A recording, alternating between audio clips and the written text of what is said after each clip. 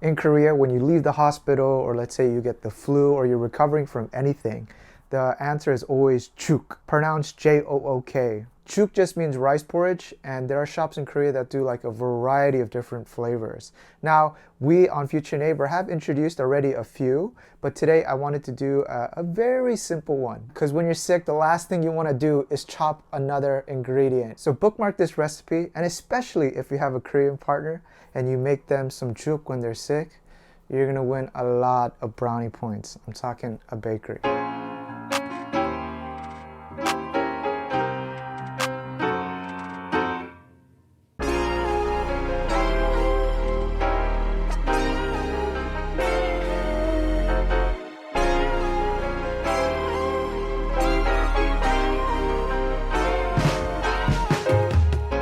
Third cup of rice. So for this recipe, you want to use short grain Korean or Japanese rice, aka sushi rice, because when it cooks, it releases a lot of starch. That way it becomes like that risotto type texture. With this one, very simply, submerge the rice in some cold water. You can just leave it submerged while we prep the other ingredients, about 20 to 30 minutes. It'll just soften up the rice so that it cooks faster. Then I got about a big third cup of minced beef. Do some very basic seasoning. 1 tablespoon of soy sauce, right? We gotta add a little bit of flavor.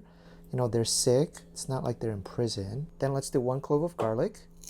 Just a sprinkle of salt. And let's give a few shakes of black pepper. And then we'll just mix this together. And then I'm assuming that you have some dried seaweed in your pantry. I highly recommend buying the cut seaweed, or else you have to submerge huge chunks of seaweed in water, and that thing is gonna grow so big, it's gonna be like the opening scenes of Jumanji. Yep, as my dad would say, they look like burnt newspapers. His corny humor has somehow become mine too. Same thing, we'll just put it in some water and we'll let it submerge. 5 minutes later, a small Jumanji has occurred. See, this is controllable, very good. Then I like to just give it one more chop because some of these pieces are big. And now for the rice, let's empty this water out. All right, very simple. Let's get this on a medium heat. A tablespoon of sesame oil in. All right, seems hot. Then we'll add in our meat. Break that up. Work at it and make sure to break up the meat. You see all that flavor down there? We'll add in our seaweed and then our rice. I'm gonna reduce this to a low heat and then just give this a good stir. And now that rice is gonna soak up that flavor from the seaweed and then the beef.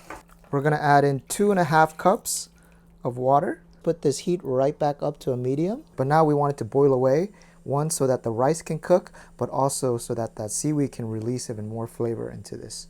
Do give it a stir from time to time. This is where you infuse your love. You're gonna start to see this thicken up as the rice releases its starch. It's done. Now we do want to season the master pot a little bit. I'm gonna add in a tablespoon of soup soy sauce. Mix that in there. And then here you gotta play it by ear. If you want it a little bit more salty, add in a few pinches of salt. If you think it tastes too salty, add a little bit of water. I'm gonna just drop some sesame seeds in the middle. All right, and there it is, my friends. You see how the soup has turned a little bit sticky? Nice porridge texture. All right, and tell them to dig in. Oh my God, it's absolutely delicious. And if your Korean partner asks for some kimchi on the side, you know that they're not that sick.